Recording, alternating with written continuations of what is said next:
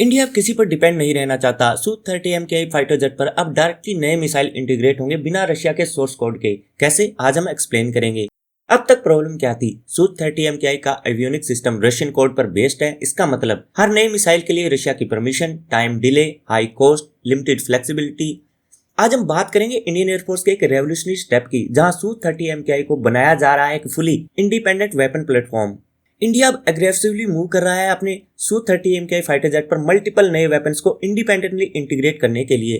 पहले ये aircraft Russian flight avionics code के अंदर लॉक था, लेकिन अब इंडिजीनियस टेस्टिंग रिंग्स और अपग्रेड के थ्रू इसको ग्रेजुएटली ओपन किया जा रहा है। मार्च 2026 में इंडियन एयरफोर्स ने एक टेंडर इशू किया वेपन इंटीग्रेटर टेस्टर WIT के लिए। ये एक ग्राउंड बेस्ड सिमुलेटर होगा जो मिसाइल के सिग्नल और डेटा बस बिहेवियर को मिमिक करेगा बिना रशियन सोर्स कोड के एक्सेस के। ये इनिशिएटिव लीगल और टेक्निकल बैरियर को सॉल्व करता है, क्योंकि रशिया के पास अभी भी एयरक्राफ्ट का ओरिजिनल मिशन सॉफ्टवेयर कंट्रोल है।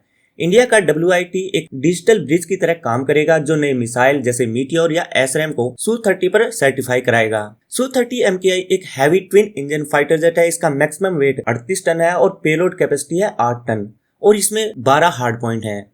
इसमें Russian NIP-N011M bars radar use होता है और dual redundant MILSTD-1553B data bus system है। इसमें नया वेपन इंटीग्रेट करने के लिए जरूरी होता है इलेक्ट्रॉनिक इंटरफेस मैच करना, डेटा लिंक प्रोटोकॉल सिंक्रोनाइज करना, सेफ्टी लॉजिक वेरीफाई करना। क्योंकि इंडिया के पास रशियन एवियोनिक्स का सोर्स कोड नहीं है, इसलिए ग्राउंड टेस्टिंग रिंग का यूज किया जा रहा है। अब समझते हैं कि वेपन इंटीग्रेशन टेस्टर यानी WIT सिस्टम है क्या और ये काम क्या करेगा। ये मिसाइल और जेट के बीच कम्युनिकेशन इमुलेट करेगा, फायरिंग कमांड वेरीफाई करेगा, एक्चुअल फ्लाइट से पहले फॉल्ट डिटेक्ट करेगा, बेंच टेस्टिंग करेगा, कैप्टिव फ्लाइट ट्रायल करेगा। इंडिया ने रशिया के साथ लाइसेंस प्रोडक्शन के थ्रू Su-30 MKI बनाया है, जिसमें 62% लोकल कंटेंट है, लेकिन सॉफ्टवेयर IP रशिया के पास ही है।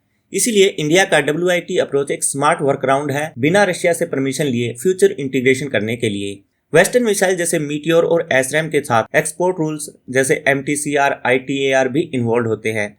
इंडिया का प्लान है कि बिना डायरेक्ट रशियन हेल्प के अपने एसा रडार और डेटा लिंक्स डेवलप करके कंपैटिबिलिटी इंश्योर करना। इंडिपेंडेंट इंटीग्रेशन से Su-30 MKI का आर्सेनल मैसिवली एक्सपेंड हो जाएगा। इसमें नए वेपन होंगे जैसे BrahMos NG, deep strike anti radiation missile Rudram 3, BVR air to air missile Astra mark 2-3, long range air dominance missile Meteor, short range air to air missile SRAM। इसके benefits हैं BVR combat range 100 kilometre से भी ज्यादा होगी, stand off strike capability increase होगी, multi origin weapon एक साथ use करने की फ्लेक्सिबिलिटी मिलेगी। एग्जाम्पल के लिए एक Su-30 MKI एक मिशन में रशियन, इंडियन और वेस्टर्न मिसाइल एक साथ ले जा सकेगा। इस प्रोजेक्ट में HAL, DRDO और प्राइवेट कंपनी शामिल होंगी। इससे लोकल MRO इंक्रीज होगी, रशियन डिपेंडेंसी कम होगी, इंडिजीनियस डिफेंस इकोसिस्टम स्ट्रॉन्ग होगा।